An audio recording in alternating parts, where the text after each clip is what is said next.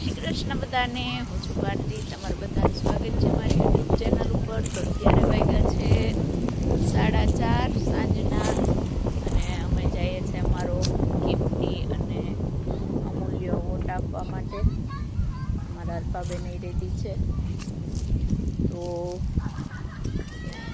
ઇન્ડિયામાં તો ઇલેક્શન પૂરું થઈ ગયું, પણ અત્યારે યુકેમાં ઇલેક્શન ચાલુ છે. તને ખબર છે હું પહેલી વખત વોટ કરવા છું? હું ત્રીજી વાર જતી છે, પણ આ વખતે તો જવું પડે. માફ કરજો, પણ હું યુકેમાં પહેલી વખત વોટ કરવા જાઉં છું. મારો મૂલ્ય અને કિંમતી વોટ આપવા જાઉં છું. ખબર નહીં હું કામ અત્યાર સુધી મારું વોટ ન આપ્યું, પણ અમે અત્યારે ચાલતા ચાલતા જઈએ છીએ. પવન ખૂબ છે, બહુ એટલે થોડો વધારે પડતો છે. ચાલીને હા, પણ મારો પ્રશ્ન એ છે કે મેં અત્યાર સુધી મારો વોટ કેમ ન આપ્યો? તારો બહુ કિંમતી હતો ને, કિંમતીને અમૂલ્ય હતો એટલે આજ સુધી કોઈને આપ્યો જ નહીં. હા, તને ખબર, હું અવળી થઈમાં પહેલી વખત વોટ કરવા જાઉં. મેં અત્યાર સુધી વોટ જ નથી. તો આજની તારીખ લખવી પડશે. આજની ઇતિહાસના પાનામાં સુવર્ણ અક્ષરે મારો આજનો દિવસ લખવામાં આવશે. કેમ કે જો 18 વર્ષ પૂરા થયા એટલે મારા લગ્ન થઈ ગયા, એટલે મારા ગામમાંય મારું મતદાન કંઈ મન નથી લાગતું જરૂરી હતું. પછી લગ્ન પછી ખબર નહીં હું વોટ જ કરવા નથી. તને એમ લાગ્યું કે તું જીતી ગયો, તારે વોટ કરવાની જરૂર તો યુકેમાં 10 વર્ષ થયા. 10 વર્ષમાં ક્યારેય વોટ કરવા નથી ગઈ. એટલે હું પહેલી વખત મારું વોટ આપવા જાઉં છું.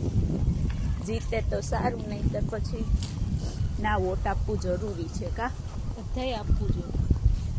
આપણે બધા વોટ આપવાના આળસમાં બપોરે સુવાનું હોય ને, એ આળસમાં જ આપણે પાછળ રહી જઈએ છીએ. આપવું જોઈએ, એટલે સારા માણસો આગળ આવે કોમ્યુનિટીમાં અને સારા કામ કરે.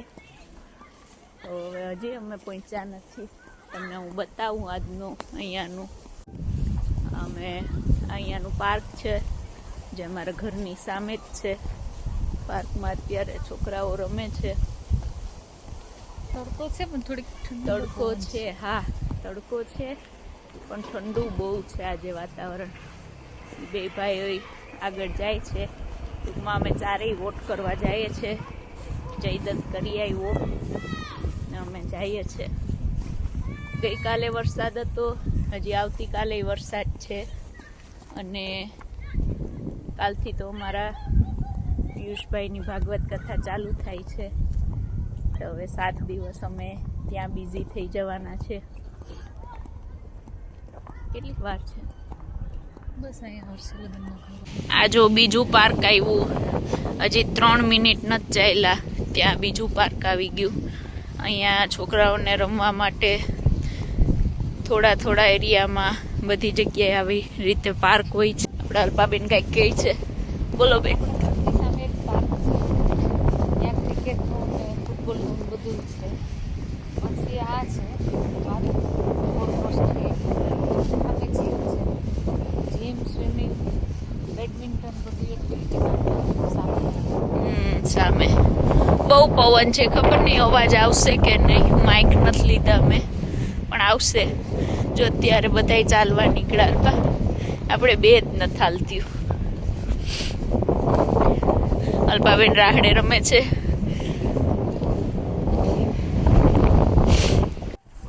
ચાલો, અમે પોલિંગ સ્ટેશન પહોંચી ગયા છે.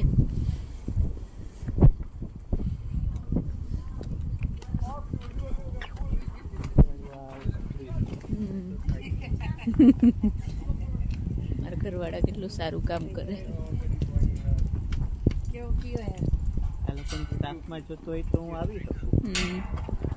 રાખી ન લઈ, બહુ કામ કરો.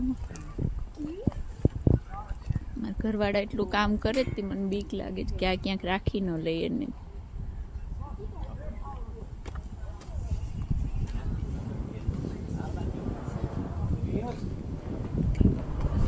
ચાલો, અમે પહોંચી ગયા છે અમારો કિંમતી મત આપવા માટે. અલ્પાબેન બધાની પહેલા પહોંચી ગયા.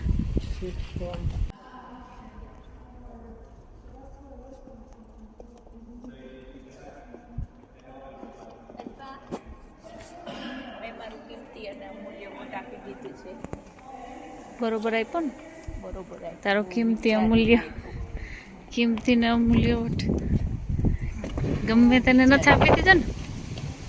એટલા વર્ષો પછી આપ્યું જેને તેને અપાય. શું કહેવાય? યોગ્ય વ્યક્તિને આપ્યું. યોગ્ય હાથમાં માનવું વોટ. ચાલો જ્યારે પણ ઇલેક્શન હોય ત્યારે તમે બધા વોટ જરૂર કરજો. સૂતા નહીં રહેવાનું, તડકો હોય તો જવાનું, છત્રી લઈને વયું જવાનું, પણ વોટ કરવા જરૂર જવાનું. આજે અમે ફરીથી બ્રિટિશ સિટીઝન તરીકે વોટિંગ કર્યું છે. આપણે ઇન્ડિયાની જેમ અહીંયા પણ બે મેઇન પાર્ટી છે, કન્ઝર્વેટિવ અને લેબર. તો અત્યારે જે સરકાર છે ઋષિ સુનકની કન્ઝર્વેટિવની સરકાર, અને આ બહુ ઇમ્પોર્ટન્ટ ઇલેક્શન છે. અને ઇલેક્શનમાં અમે વોટ કરી આવ્યો, પણ થોડોક જે ઇન્ડિયામાં ને અહીંયા ડિફરન્સ હોય એ તમને કહી દઉં. કે તમને ખબર છે કે અહીંયા સિક્યુરિટી કે એવું કાંઈ નથી. ઇન્ડિયામાં તો મતદાન પેટી હોય તો એની સિક્યુરિટી રાખવી પડે. અહીંયા કંઈ તમને જુઓ તો કંઈ દેખાય નહીં, સિક્યુરિટી નથી. બીજું અહીંયા ધાંધલી ન થાય ઇલેક્શનમાં. બધા ઈમાનદારીથી કરતા હોય વોટિંગ અને એને સ્વીકાર કરતા હોય છે. ઇન્ડિયામાં આપણે ઇલેક્ટ્રોનિક મશીન હોય છે, એમાં પ્રેસ કરવાનું હોય છે. અહીંયા હજી પણ જૂની સ્ટાઇલમાં પેપર આપે, એમાં બધાના નામ હોય, સાઇન હોય. તો તમારે જેને વોટ આપવો હોય એને ટીક કરી અને તમારે બોક્સમાં નાખી દેવાનું. એટલે જૂની પદ્ધતિ પ્રમાણે અહીંયા મતદાન થાય છે. તો અમે 5 જણા છે અને મતદાન કરવી આપણી ફરજ છે બધાની. મતદાન ન કરવાથી ઘણી નુકસાની જાય છે, એ આપણે ઘણું અનુભવ્યું છે. આપણો હક પણ છે. તો બ્રિટિશ સિટીઝન તરીકે અમે ઘરમાં જે 5 મેમ્બર્સ છે જે વોટ આપવાનો અધિકાર છે, તો અમે બધાએ આજે વોટિંગ કરી દીધું છે. Thank you.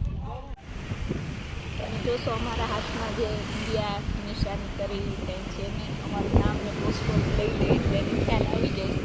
કાંઈ કોઈને ટાઈમ ના હોય બીજી વખત વોટિંગ કરવા જવાનું. તો ચાલો આ હતો આજનો વ્લોગ. લાઈક કરજો, શેર કરજો, સબસ્ક્રાઈબ કરજો. જય શ્રી કૃષ્ણ.